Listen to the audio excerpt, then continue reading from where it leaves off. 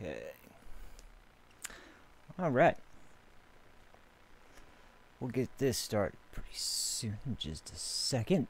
To whoever's watching, hello. Hello. Cory Dean here. Begin in just a minute. Just finishing up a few little things before we get started.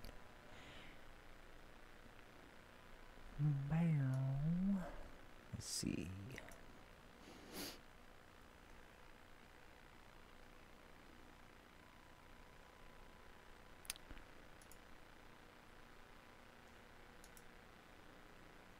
Yeah, there's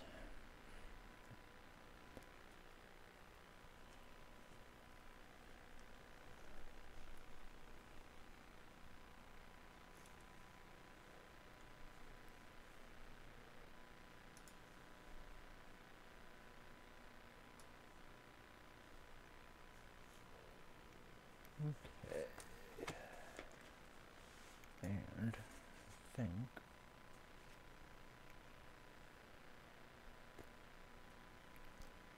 that's about it.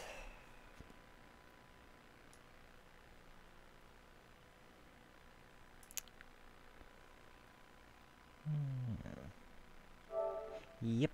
All right. Cool.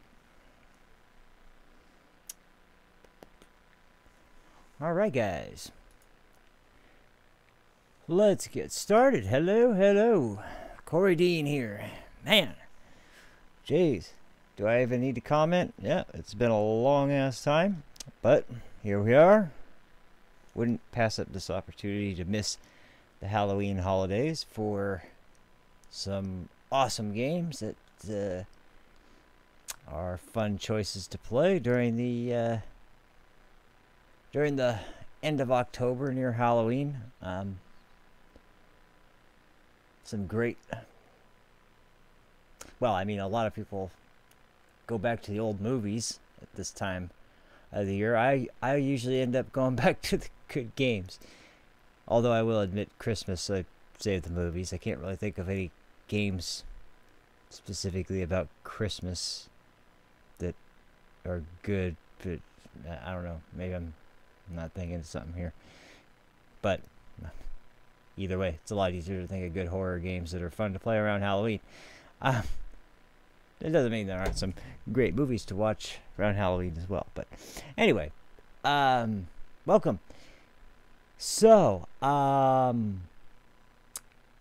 now we're going to be playing a game that the West has deserved for so damn long. It's amazing it took this freaking long for us to get an actual translated version of the original game, not the remake on PSP. It was pretty good. I did like it. It was better than I thought it was going to be. But and you know, there was also the original PC Engine CD-ROM, and well, that version was also available in Japanese on the Wii Virtual Console, and you could unlock it in the PSP version. But once again, they're only in Japanese, so the only way to play this game in English of any kind officially was to play the remake, which is, like I said, it looks really good. But this was thanks a lot, MLA. Thank you very much. Thank you for being here. Thanks for the good luck, but I don't need it. No, I'm just kidding. I actually probably do need it, because I haven't played straight through a Castlevania in quite a while. I might screw up really bad. Anyway, but yeah, those versions, they were good. But at the time that this game was made, this was really groundbreaking for the series. The visuals are amazing. The soundtrack is awesome. The cutscenes were totally new. And even though they look a little more anime esque and on the side of something that's horror themed and not necessarily scary. Kind of like along the lines of something like D. Gray Man, where it's got like settings of horror themed elements, but not really scary. That's kind of like the cutscenes in this game. But that doesn't mean there's not some freaky ass imagery in there somewhere too. But besides all those things, it's just an excellent game. It's an amazing game. And of course, the time where it came out, you know, the PC Engine CD, or the TurboGrafx 16 and the TurboGrafx CD and the Turbo Duo, they weren't doing that great outside of Japan. And even when the Sega CD came out, that didn't even do that great. So CD-based games didn't didn't really appeal very widely until PlayStation era, Sega Saturn, and then into Dreamcast and PS2 and things like that. But the technology was still really early at the time, and not a lot of games utilized it very well. A lot of games utilized it to try to take advantage of the visual capabilities of implementing either animated or, in a lot of cases, and these were the worst, live action full motion video. A lot of times it was recorded by the development studio, and it looked terrible. They could never afford acting that was of any decent quality, aside from something like Wing Commander, where they had, oh man, Mark Hamill actually even in the damn game. But anyway, the point is that the technology was really young. But at the time, Konami did something which was the right approach, which was to just use the new format to cram a bunch of more and new and better looking data that is the same thing that you were already doing, but just cranked up. Don't try to break it down and make something completely new. Just build upon the already existing base and expand on it. And they did it amazingly. And the reason that I think this game is such a turning point in series, and it's such a tragedy that we never got it, is because this is really the first game in the series where there is a very, very major, the story is really a major element of it. It was kind of like how Final Fantasy IV compared to the rest of them. In Final Fantasy 1, 2, and 3, they all, they all had a story to some extent, but it was kind of generic, even though characters were sometimes kind of well developed and there was elements to them that made them interesting, but there wasn't an overall narrative that was really like a strong point. It was there more to justify what you were doing than to actually be a point of the game that made it to where you wanted to play to see what was going to happen. And then Final Fantasy IV came out, and all of a sudden the plot is really involved and really takes a major precedence. There's a lot more dialogue. There's a lot more cutscenes. There's a lot more story arcs and character development and things like that. And while this is an action platformer, there's not a lot of that in the game, but in between action segments, they actually have those parts, which, because this was a CD-based console, they could add animated cutscenes, and using animated cutscenes, they were able to add those elements. It was a really awesome way to take the series in a new direction. So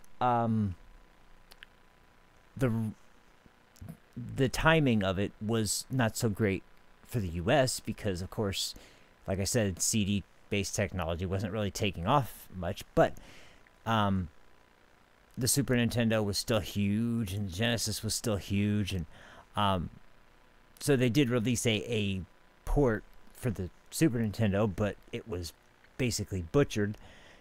But then when the PlayStation came out a few years later, and Symphony of the Night came out, then all of a sudden it's like, wow. And, you know, there's many people who say that that is the best game in the franchise. And I can understand completely why. I honestly, in my head, I can't quite decide between the two. I don't know which one I like more. Because as much as I love Symphony of the Night, I actually really, really love Rondo of Blood too, almost more in a lot of ways. But regardless, what's more important than which one is better is the fact that the other element of this game is that it was the first time that got introduced to sort of what would become much more prevalent later in not just Castlevania but in games in general is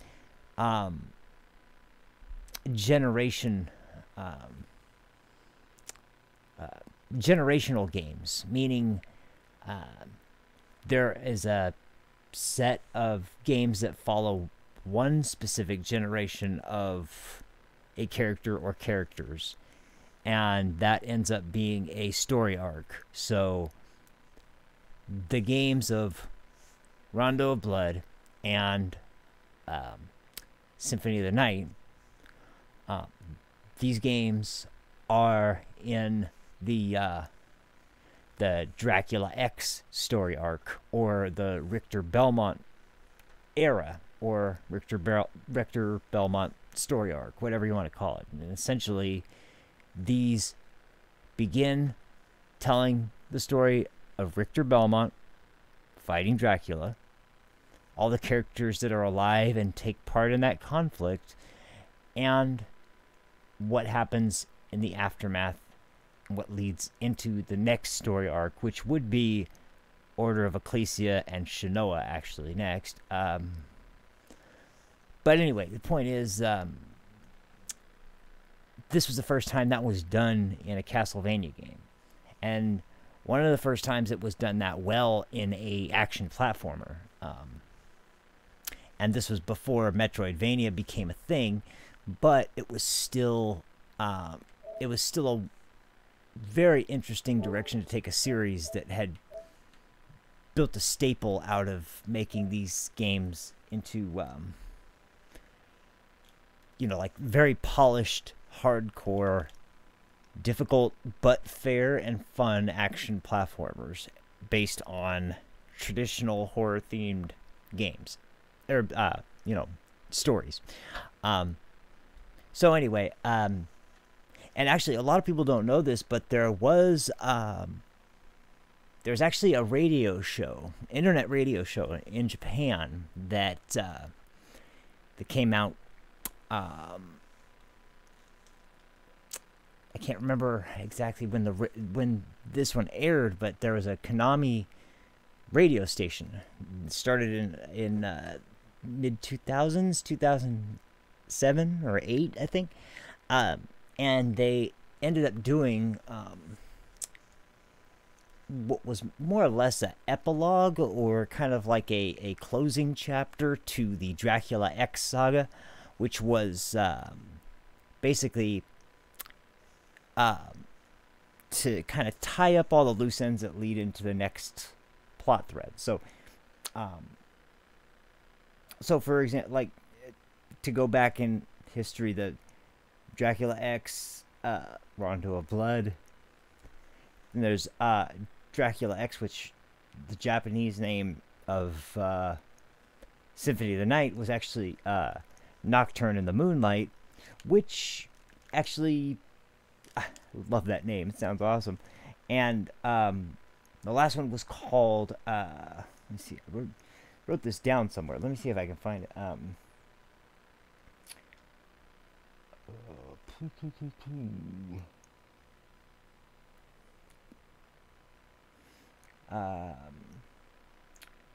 Nocturne of Recollection. That was it.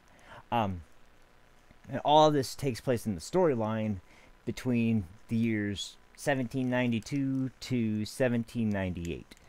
And in 1798, that's when they wrap up this series in this internet radio show. And basically, the story is, it's not really super important. There's one detail that kind of makes it important. But basically what ends up happening is these... well, there's this incubus that comes to Alucard and tries to tempt him to fill in for Dracula and become the next leader of the dark forces of the night, to take over and basically follow in his footsteps of taking over and killing off humanity, or ruling over humanity, or whatever it might be. But obviously the plan doesn't work out. By this point, Richter and Alucard and Maria are all pretty skilled hunters, and they actually team up with a couple other guys in two new hunters that are introduced in this show. I can't remember their names were, but anyway, point is they end up teaming up and defeating this demonic guy, and basically Alucard kind of decides he's gonna go into hiding, and Richter actually does the same, basically because a lot of people do know that after Richter Belmont's era, the Belmont clan disappears basically in the storyline, and they seemingly, even to every hunter around the world is wondering what happened to the Belmonts. They disappeared, and so all these other hunters, or these different groups of hunters, are starting to have to rise up and start taking their place. Well, actually, in this radio show, you kind of find out that Richter is feels so ashamed that he was manipulated by Shaft, the dark priest that resurrected Dracula. He feels so ashamed that he was manipulated and controlled, and feels weak. So he feels like the Belmont's time has ended, and it's time to pass on the torch to a new generation of vampire hunters. So he actually hands off the vampire killer, the whip, the legendary whip of the Belmonts. He hands that off to the Morris clan, which eventually, of course, leads to Castlevania Bloodlines, which came out on Genesis, where John Morris has the vampire killer. And that's actually how that comes about, is that now that was way before, John Morris was not even alive when that happened, but it got passed down in the Morris family for the time until John Morris's era, and he ends up inheriting it, and that's why he's wielding it in Bloodlines. But so Richter goes into hiding, goes into exile, and Alucard goes back to sleep, and that's when the events of the later era games start to pick up, and that's when, of course, Soma Cruz comes along and everything. But really, all of this to me should point out basically what I was kind of getting at. This is where the mythos really starts taking off, and the seeds were sown in this game, Rondo of Blood, and because of the fact that it is so, it's what's the word? It holds up so well even to this day. It's smooth. The action is excellent. The gameplay is tight and really easy to control. It's just an all around amazingly good game with a man. I'm drawing blanks on these descriptions, but you have branching paths, different routes to take, secret unlockables, a new playable character, which was done before in Dracula, Castlevania 3, but just the way the whole game just was a real big push into the next generation of Castlevania, and I think that that it was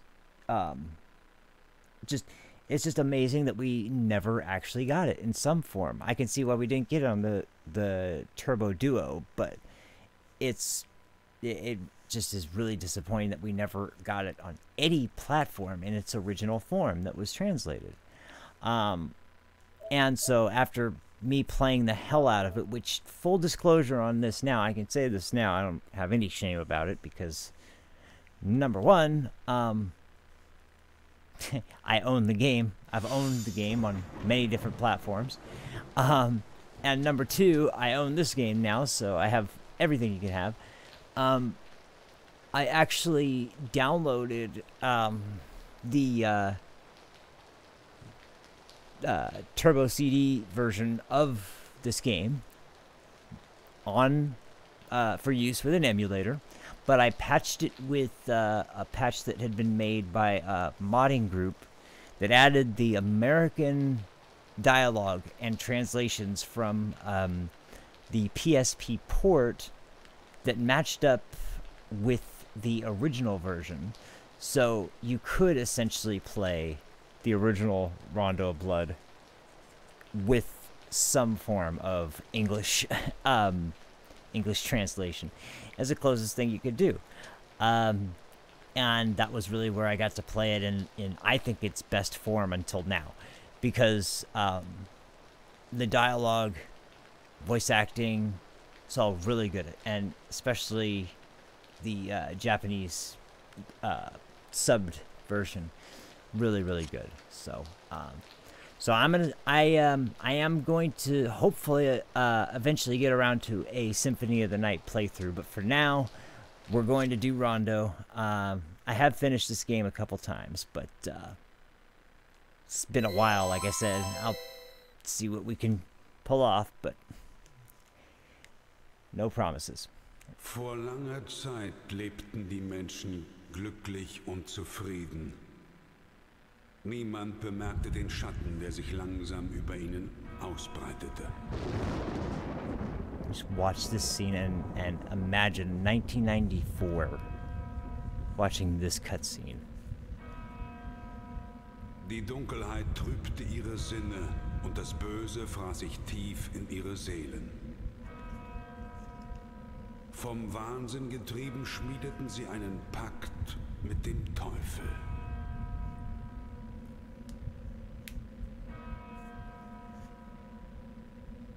Zu später Stunde kamen sie zusammen, um gemeinsam die Mächte der Finsternis mit ihrem sündigen Blut zu rufen. Sie zu erlösen von ihrer sterblichen Existenz, den Anbeginn einer neuen Welt vor Augen.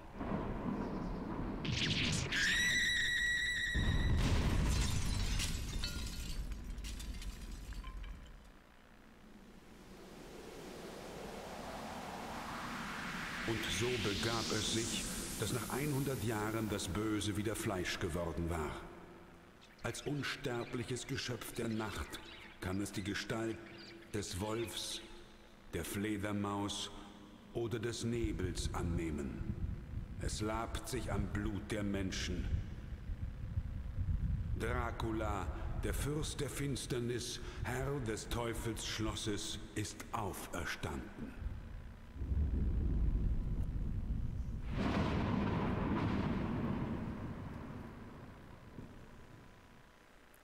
Freaking beautiful, man. I love it. I freaking love it. It's just so what a opening. It's just freaking. They sacrifice a girl to bring Dracula back. It's like freaking just I love it. I did try the game out just to make sure that it played well and that it was actually a Japanese subbed game and didn't have to stick with English dub or anything like that. Everything was customizable. Indeed it is. So, yep. Anyway. So, let's get started here. You know what? How about a different Castlevania protagonist? Let's go with another one of my another one of my favorite characters. Wait, did I just do that? I did. There we go.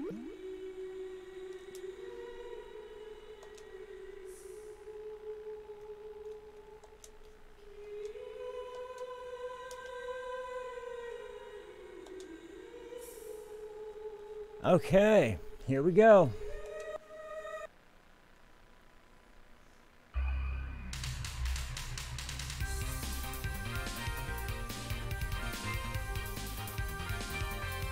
Also, Richter is a freaking badass.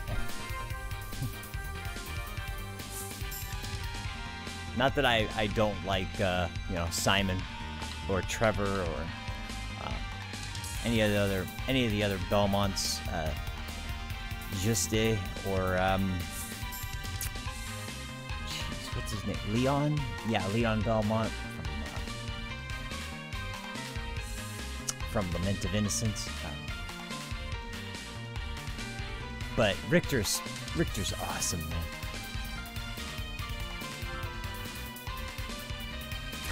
Yeah, thanks, man.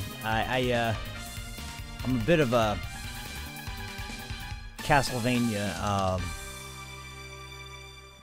storyline academic. I've looked so much into the timeline, storyline, characters, and all that stuff. A lot of people play these games just for the action, kind of like Mega Man, you know, where yeah, story's cool, but it's more about the gameplay. But I love the story of both those series, actually, so, oops, I screwed that up. Yeah, I already screwed that up.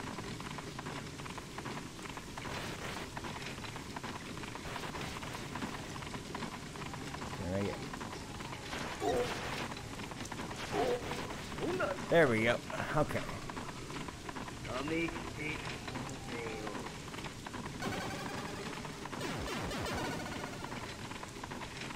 And this is actually just a, more or less a tutorial just to get you used to the controls.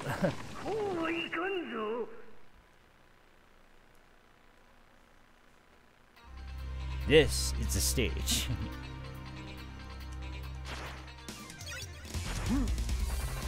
Alright. Oh, by the way, one other thing too, Castlevania related. Anybody out there that has a Netflix account or doesn't have one and has access to the trial period for free, if you are interested at all, the second season of the Castlevania animated series just came out, and my God, they did a good job with this series. I'm legitimately really surprised by how good it is. I turned on the original 4-episode series as season 1 out of pure curiosity, just because I was like, when the hell did they make a Castlevania animated series? Whoops, forgot about When the hell did they make a Castlevania animated series? This is unusual, but I'm sure this isn't gonna be too exciting. God damn, was I wrong, man. It's like, it's not completely anime style, which I think is actually kind of a good thing. Actually plays a little bit closer to American animation, but it looks incredibly good. It is extremely violent, graphic, and dark, and best of all, it follows the mythos incredibly well. Watching season 2 in particular, they are very faithful to not only the game that the series is based on, which is actually Castlevania 3, but to all of the games that were kind of like the games surrounding that one, like Curse of Darkness, which kind of takes place right after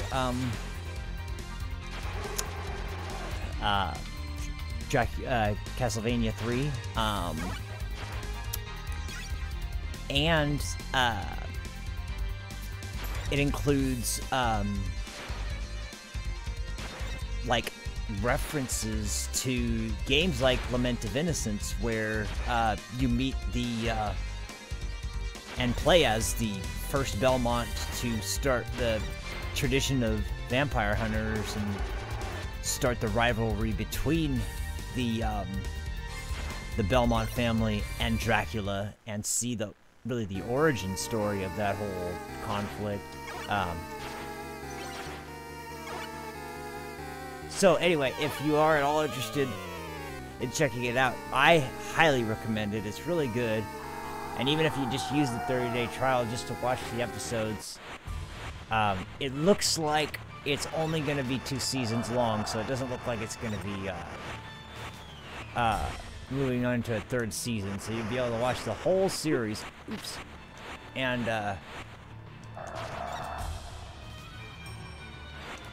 even the episodes, they're only about 20-25 minutes long or so. Wow, man, no.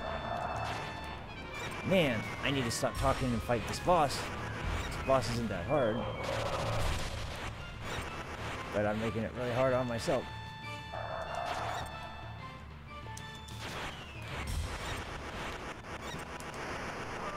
There we go. That'll work. That's why you want the axe in that first boss fight.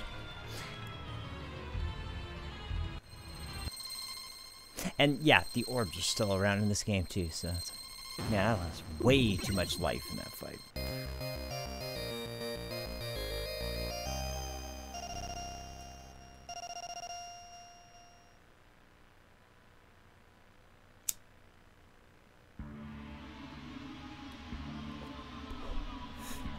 Oh shit. Now this is where the game starts getting fucking intense.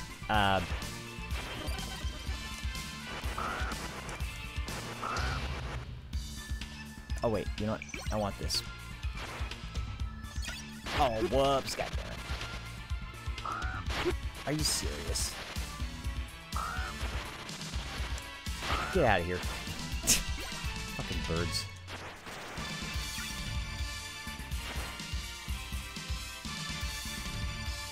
I want that heart. There we go.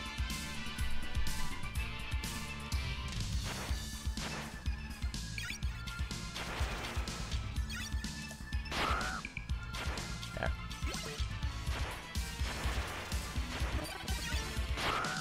There we go. Now we're dealing with it.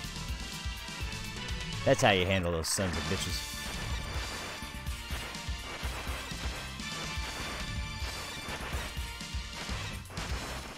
Go. All right, sweet. Okay, now here we go. It's coming back. There goes the gate.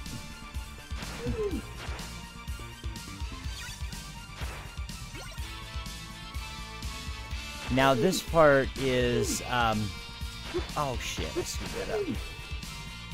Really screwed that up. This part is not particularly that hard except for one thing. This is where you can potentially unlock Maria if you can handle this part well.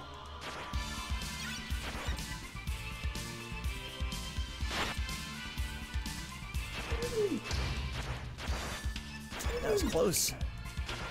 Ooh.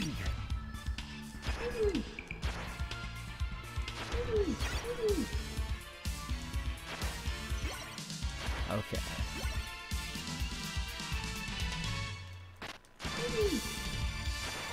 Fucking eyeball guys. There we go.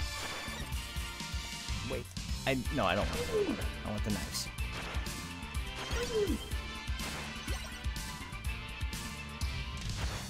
Get out of here. Okay, there we go. Now, let's see if I can do this. If I can, it's alright. I can always finish this level and come back to it later. Okay, here he comes.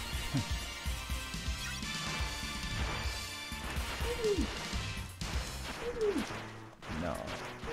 There it is. Okay, there we go. Oh, it's not that fall. Damn it. Okay, so you need to get that key and then move on to the next hole. And,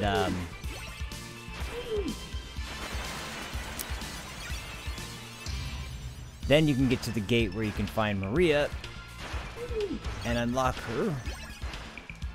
I'm gonna fall in the... Yep. You son of a bitch. Man, I'm doing terrible. This is not a... Nah, jeez.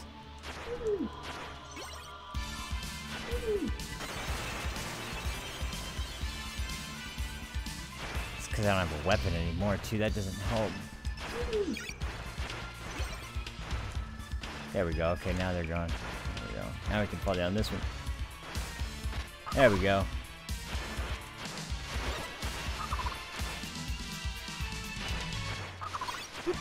No, don't kill me.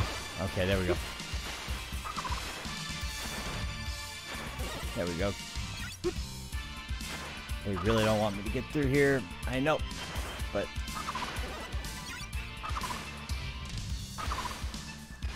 Oh, shit. Can I make it?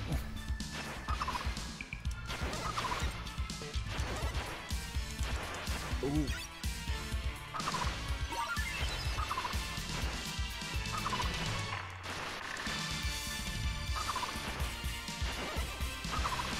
No! Whoa, I was so close. Oh, I have... Oh, man. I have more lives than I thought I did.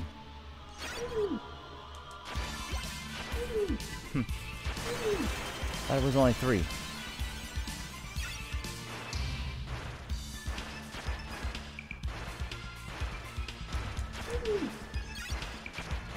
Oh, shit. I missed it. Whoops. Oh, well. Oh, we're gonna go through this time. Maybe I should just finish this level. Come back and get Maria later. Maria is really good. She is actually, seems kind of weird because she's a girl who throws birds, but, she's actually a really powerful character. I don't think you can go back. Yeah, no, you can't go back. Man, I swear, you could just tell the way they stack enemies in that area. It's like, there is something here. There is something here that is good and they don't want you to get to it. And yes, there is. There's actually other characters to unlock as well, but they're not playable. And one of them is Richter's girlfriend, Annette, who was kidnapped by Dracula, and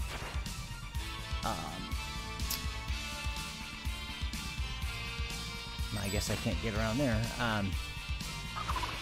You can actually with Maria, she can jump higher than Richter can. I swear to God, I hate these damn fish.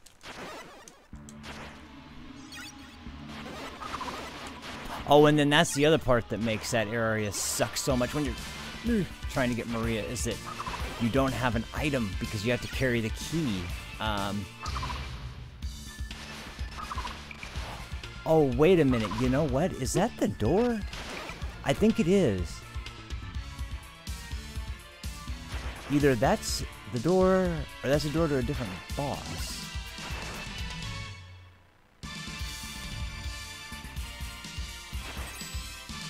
But that might be the door. I'm gonna try that next time I come through this area, because I don't remember. I thought it was in that area, but maybe I was wrong. Because that looks just like the gate you need the key to open to get Maria, so... Oh well, on to boss number 2 for now. Either way, is it? Wait. No, I like the cross too much. I know it's recommended that you use the holy water in this fight, but I still like the cross more. The only problem is the item crash is more costly. Oh, and I missed the parts right there. This boss intro is awesome too, by the way. Check this bitch out. Yeah, he's ready to go.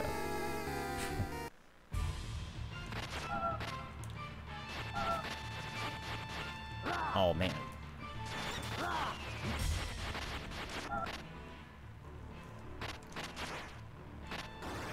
Oops. Man, I'm not making it out of this. Wait. Wow, I screwed that up really bad. Jeez. I am playing like crap today, man. Like I said, I haven't been keeping up with my action platformers, and I did play Mega Man 11, and I did enjoy it. Although, I will admit, at first I was really turned off by it because I thought the gear system was stupid, and I hated the way it worked, and I thought a lot of the more puzzling areas that used it were really dumb. Oh, shit.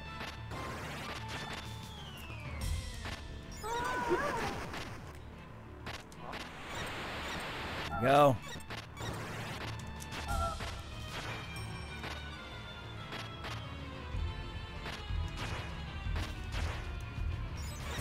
Oh, that didn't work.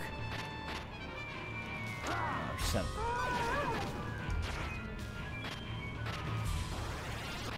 Man, you asshole.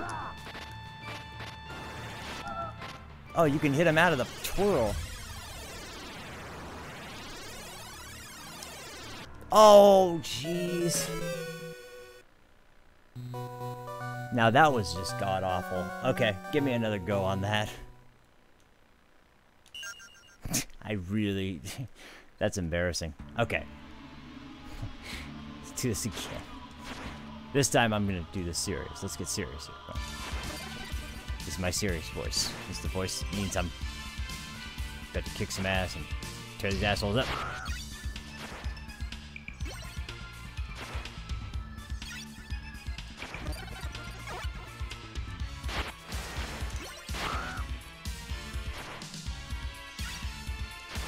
Alright. Oh, whoops.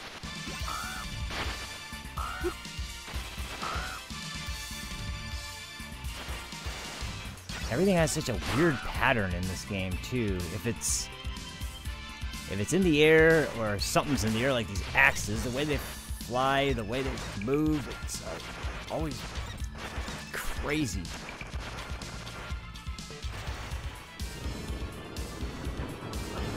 Okay, let's give this another go.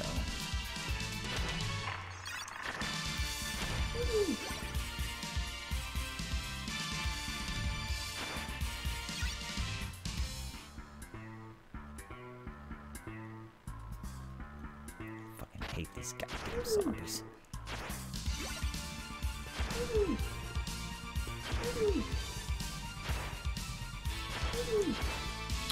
Oh, oh man, I wasn't paying attention. By the way, everybody, I didn't get to mention something important. Oh, jeez. Keep forgetting. can jump on the stairs. So used to not being able to jump on the stairs, and so...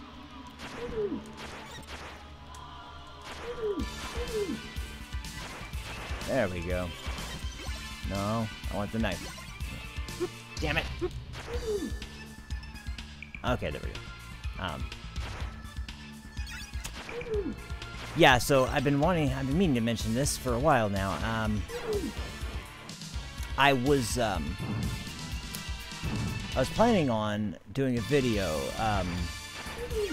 and if you guys have been following the channel for a while, you guys remember last year, around Halloween, I did a Doom 3 Let's Play that, oh shit, I'm dead. Yeah, I'm dead. If you move backward even the slightest, you're gonna go flying backwards way too far and get hit. Anyway, and I really like the idea of that because, I don't know what it is about horror games that, you know, not aside from the obvious factor, which is that scary games are really fun. But besides that part, there's so many horror games that I really remember because they left such a big impression on me. And I think one of the reasons why is that there's a lot of horror games that have just really good stories. And maybe that's because horror is a kind of niche game market where it doesn't have a lot of mainstream appeal, so the people who make horror games have a little bit more freedom in the way they make their games and what they can do. There, I didn't even wake the son of a bitch up. How about that? I'm not gonna take the cross in case, though.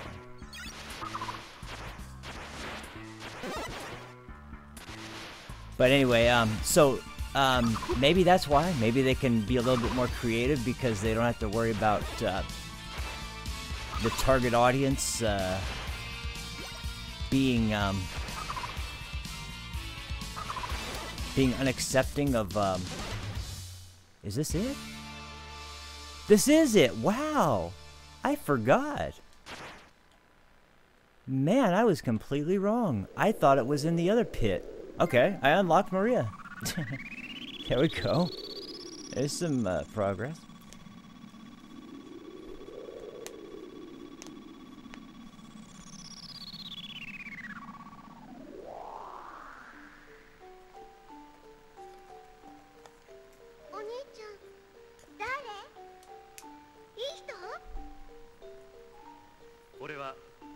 Belmondo, Vampire Hunter だ。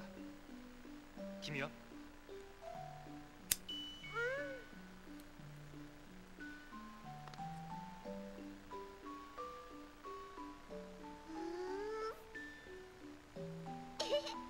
私はマリア・ラーネット。お兄ちゃんのことアネット姉ちゃんに聞いたことがあるよ。悪いおじちゃんをやっつけに来たんだけど捕まっちゃったの。マリアンちもヴァンパイアハンターなんだよ。だから今から友達ね。友達ね。だがな、マリアにはまだ無理だ。悪いおじちゃんをやっつけるのはお兄ちゃんに任しときな。お、そんなことないもん。マリア平気だもん。Sorry about that.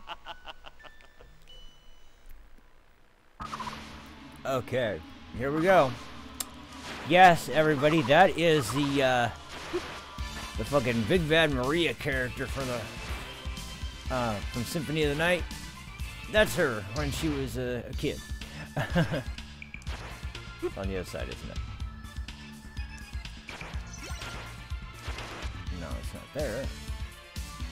Remember where it is.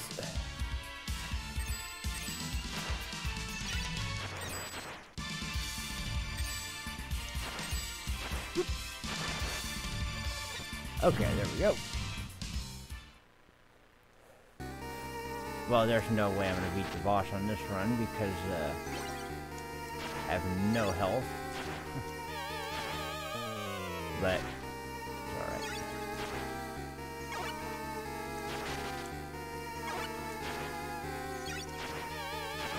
I'm glad I did unlock it for you. This was just money, wasn't it? Oop.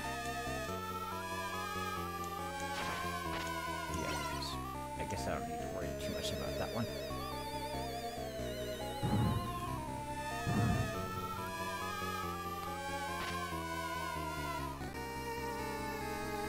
Anyway, so, going back to what I was talking about before, I had been planning on releasing a video, for my top 10 favorite horror games ever, and, I actually had a bunch of footage ready, and it was going to be, prepared for, early this week, but, I'm gonna give out a warning, and also do this just to shed some light on the people who host the site. I ended up getting a really nasty type of Trojan called a crypto wall. I'd never even heard of a crypto wall before I got this, but basically it uses some... It runs when you go to install a program, and the program is set up to run a... I jumped that button. Oh, man. Jeez, I keep getting hit by the stupidest stuff. Anyway, set up to run when you go to install this program, and...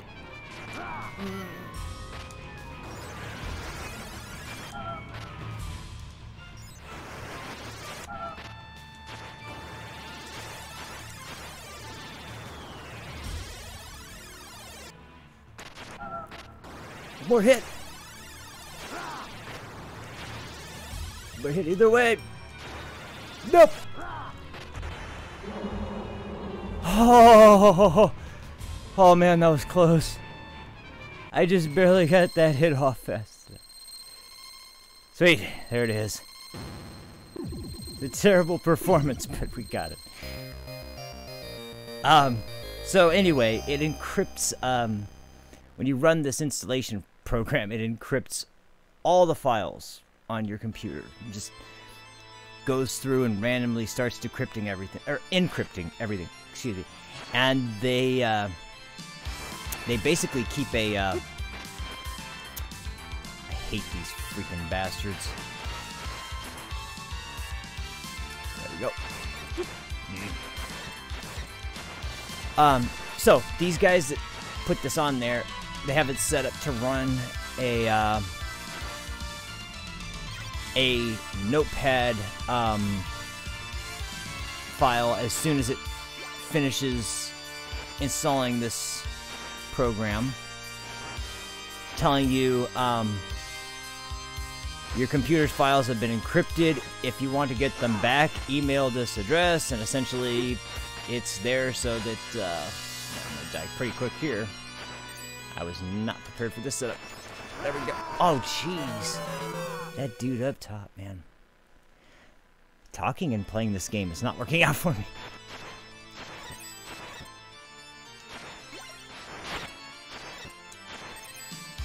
Now I got the knife. That should help. Okay.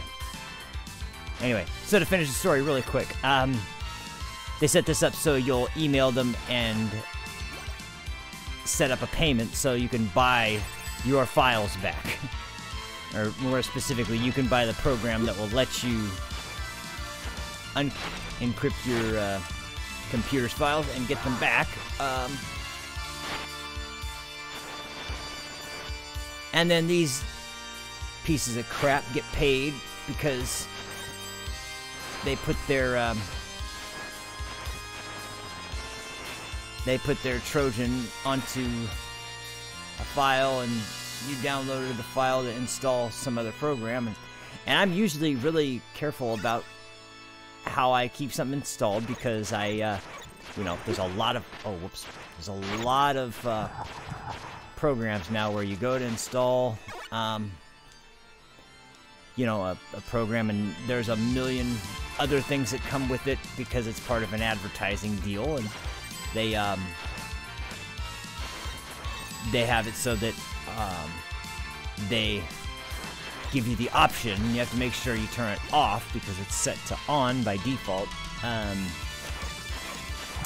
Make sure you don't install this plugin when you install this program that you want to download. I forgot you can stand on those. So I'm always really leery about that part, but this didn't work like that at all because I only went to install a program called Image Burn, which I was getting because the video I was trying to make is a top 10 list for my top 10 favorite horror games of all time. I thought it would be a cool video to make around Halloween. And oh man, I thought I was gonna get hit, but apparently not. And one of the games on the list was Silent Hill 2. And as much as I love Silent Hill 2, I was kind of wondering how I was going to get good-looking footage because, number one, the HD remaster isn't too great as far as visually and voice acting. And number two, the PS2 version, you know, it's good, but capturing footage from that from my PS2 or an emulator is gonna look kind of lame.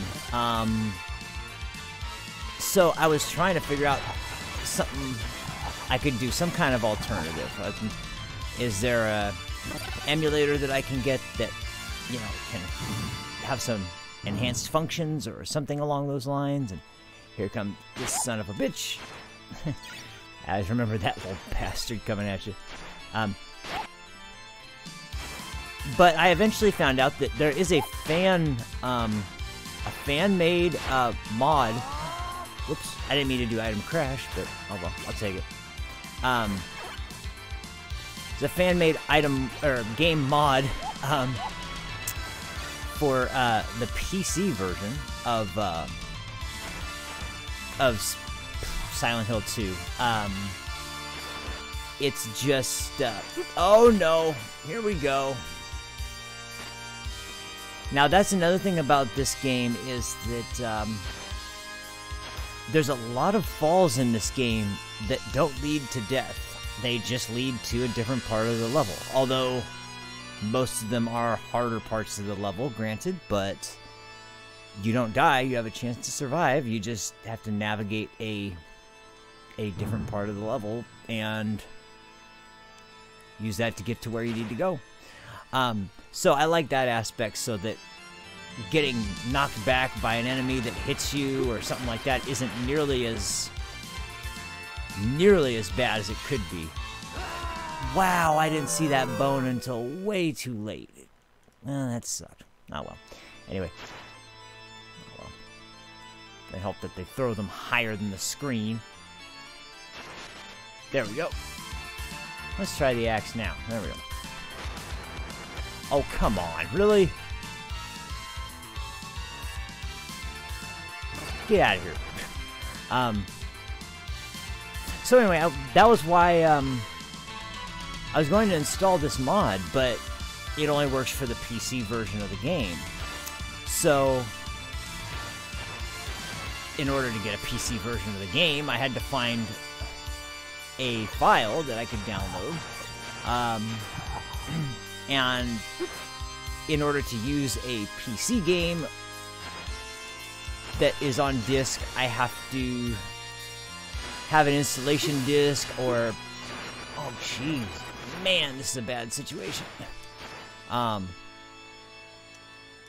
So basically, you can either use Demon Tools, which a lot of people like to use, but I used to use a program called Image Burn, which is basically just for creating a disk that... Wait. Oh, never mind. Thought something else happened to me. So anyway, you can create discs that work just like a disc that you would get to play the game, and I like that a lot better than virtual drives, because then you have something physical that that you can use, and it's just, to me, it makes things a little bit easier. But I can see why, you know, a lot of people like Demon Tools. It's more convenient to have a virtual drive, and doesn't take any time to burn a disc or anything. But point is, I like this program, and I thought it could come in handy again. And so I went to go download it, and that's where this file came from. And I got it directly from the site, the official site of the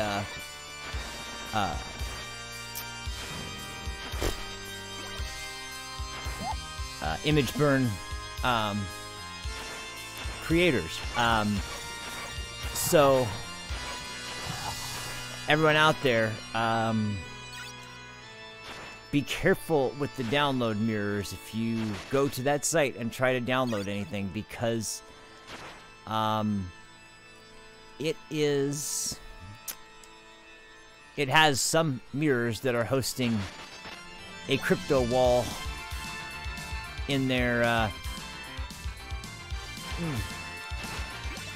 crypto wall Trojan in the files that they're hosting. So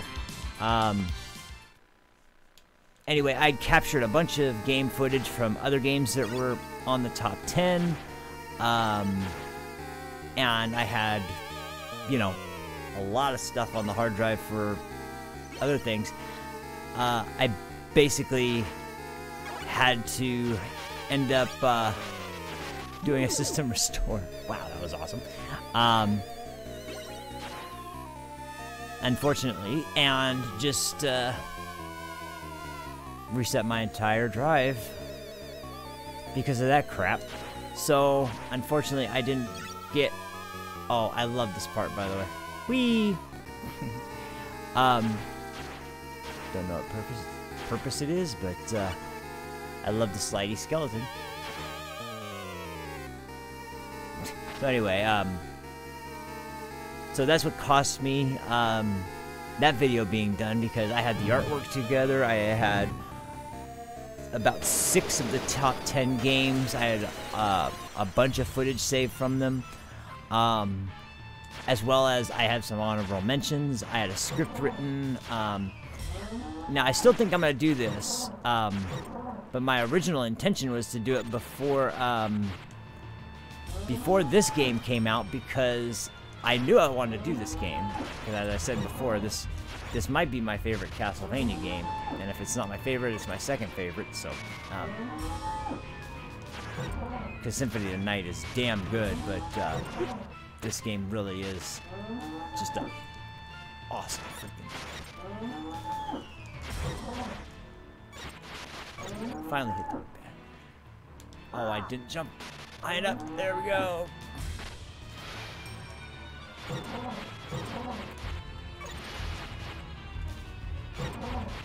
Gotcha now. Oh, watch this part. He goes Super Saiyan. But I had plenty of health left, so it's all good.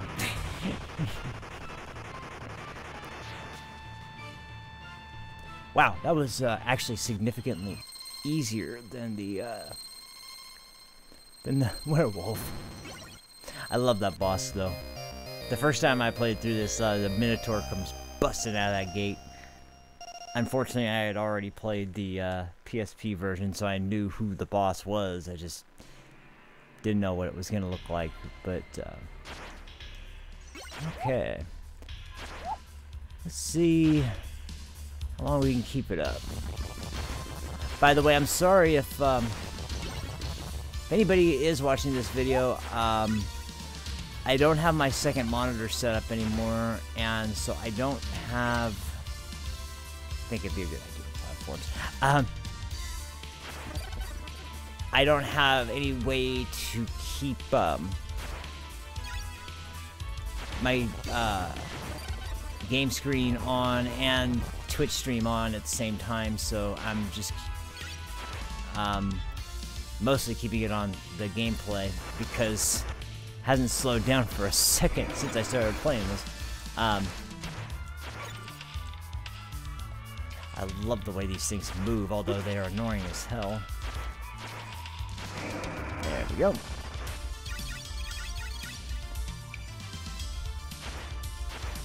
Anywho,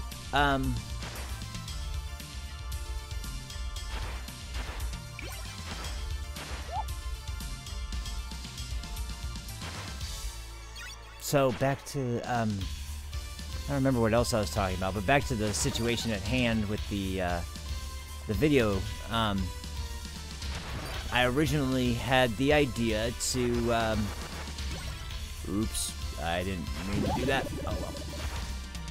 I guess I'm taking holy water. Oh, I hate this part. There we go.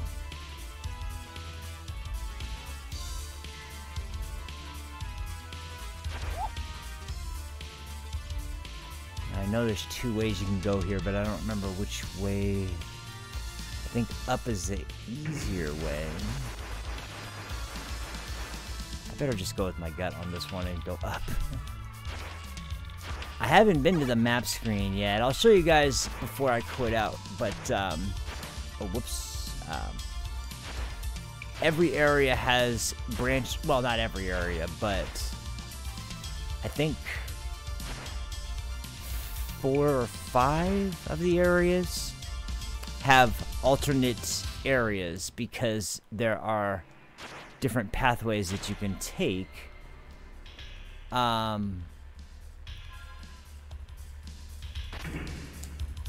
Oh, I hate that one.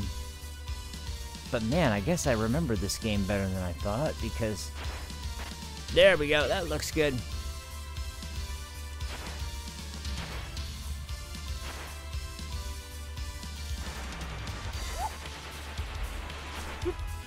I swear to God, I thought you could hit those chains though.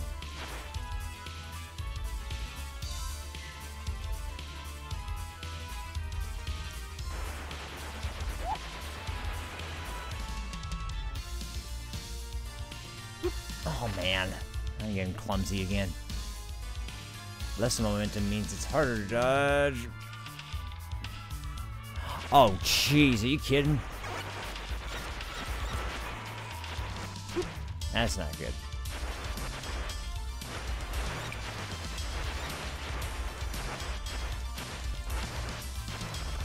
There we go. Thank God.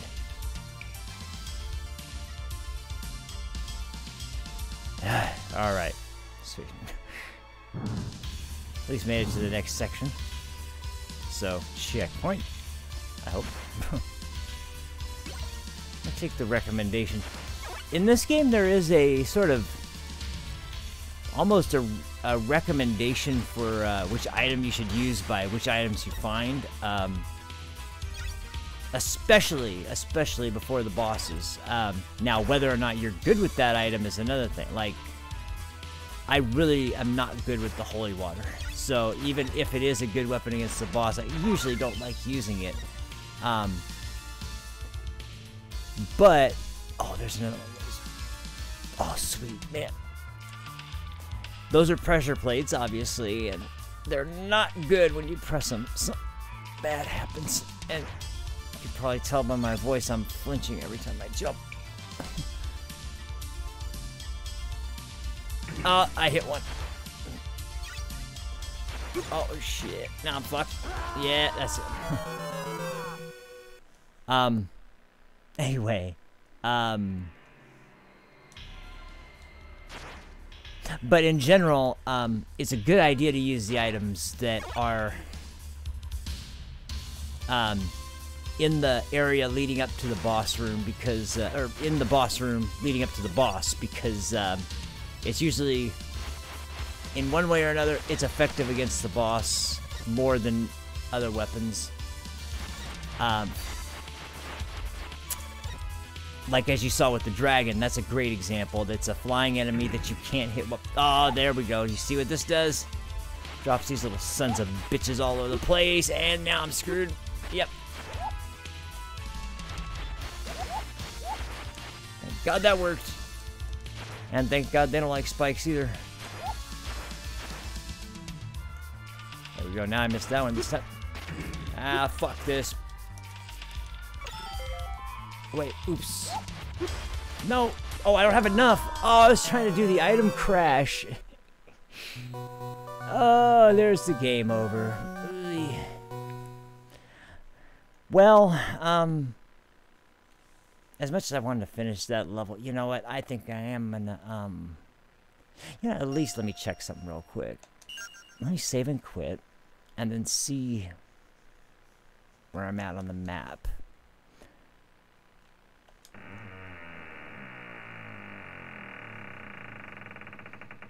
Alright. Oh, wow, 30% already. Oh, not bad. Yes, this is how you have to switch between characters from the menu screen.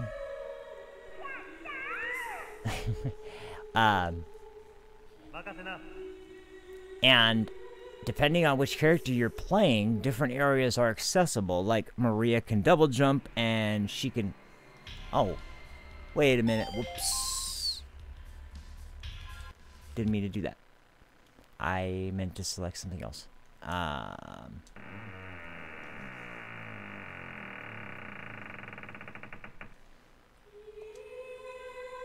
Oh, stage. There we go. Okay. Okay.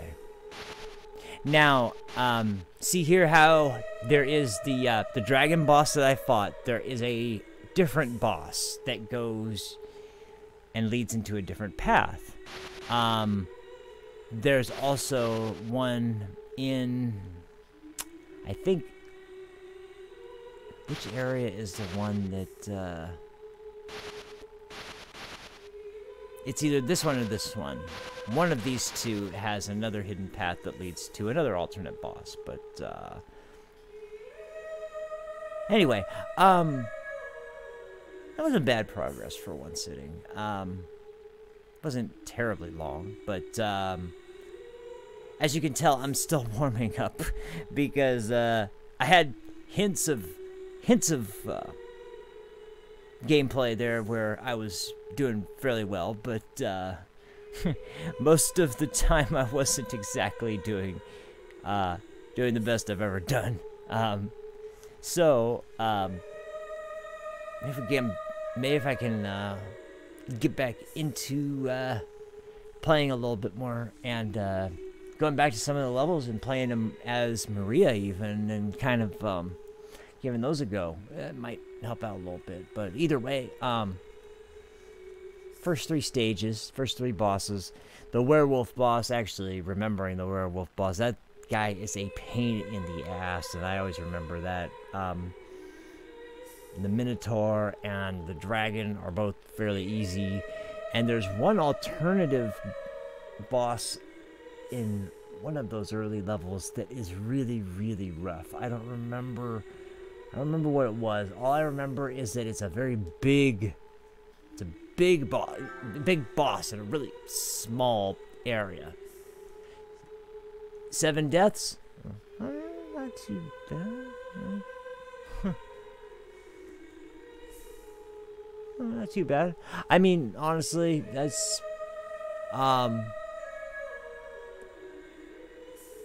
it's freaking it's like Castlevania. It's still a tough game. It's not nearly as hard as the NES games, but that's mostly because of the fact that the way it plays is so good. And you remember those old NES Castlevanias, the control was very hard as far as like the way it felt when you jumped. It was really stiff. You couldn't steer your character kind of while in midair. You couldn't slow down or aim your jumps to land kind of precisely. That was even improved greatly by the time they hit Super Castlevania 4, which is another really big favorite Castlevania game, and Bloodlines also on Genesis. But they still are all difficult. They all still have legitimate areas that are really tough. So yeah, I think that this one hits that mark just perfectly. And Another reason I like this game a lot, and it's hard between this one and Symphony of the Night, is that oh, thanks, man. Thank you.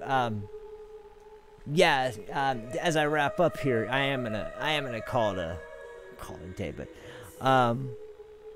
the reason that, you look at these two games, this one has the old school spirit of the difficulty there. In Symphony of the Night, yeah, there are some bosses that are tough, there are some sections that are pretty tough, but ultimately, since it has way more RPG elements, it's a lot easier overall, because you can get new equipment, you can level up, you can get new and better spells, and all of those things help you out a lot. And so it's more about like the actual adventure, and in that regard, less like an action platformer and more like an action RPG, just a 2D action RPG, 2D platformer action RPG. But, essentially, I mean, that game broke a lot of ground, which is why there's a whole genre called Metroidvania to this day. And that's just insane that is the name of a genre. But anyway, the point is that they're just so different. And I think that's why this game is so great, and why I like it so much, is that it's the perfect transition between the old Castlevania games and the new ones. This is a great segue between those. And not to mention the fact that you go from a Belmont to Alucard in the next game. That's also a part that makes it, it's like all the conventions are changing, and this game is the segue to that. And to those of you who've played Symphony of the Night, the intro segment of the game is the ending of this game. I mean, essentially, it's quite a bit harder in this game, but it's not crazy difficult, but it's quite a bit harder in this game. But the point is that, you literally play the ending to this game at the beginning of Symphony of the Night. They flow together perfectly, and like I said, it just signifies that Castlevania was starting to move in a new direction, and not in the direction that the Nintendo 64 was going, which, by God, despite the fact that the Nintendo 64 had some amazing games, their Castlevania games, I mean, honestly, the second one, the Legacy of Darkness, I think is what it's called, the one with Cornell, that one, the story was really good, but the gameplay killed it. And a lot of people say it's because it's 3D, but I love Lords of Shadow. I love Lament of Innocence. I think those games are really good in their own right. They don't feel much like Castlevania, like traditional, but they're still good games. But the ones on N64, those were just taking it in a way too different direction, way too fast. Like, it needed more time to mature and expand its genre on its own before they jumped right into 3D, just because every game was going 3D at the time. So, anyway, that's why, to this day, the PlayStation version of Castlevania, Symphony of the Night, is much more highly regarded than the Nintendo 64 versions of Castlevania, which, unfortunately, like I said, wasn't because they were badly written, but just too much too soon. So, anyway, thank you guys for watching. This is Halloween season, and my name is Cory Dean, and this is going to continue. And I swear to God, even though those pieces of shit screwed my computer up and made me work for about 3 days to get all my stuff back, and I lost most of my transatlantic gaming editing files, and had to basically search every site that had anything on a cloud save. I am going to get you a top 10 favorite horror games before the month's over, so you guys can have some ideas of some cool stuff to check out on Halloween for some cool and fun scary games to play, and switch off maybe. Watch a scary movie and then play a scary game. Who knows? But anyway, thank you guys. I really appreciate you guys watching. If you're new to the channel, this first time you're here, give us a subscription. It means a lot to us. Thank you very much. My name is Cory Dean, and I'll catch you guys soon. Peace out.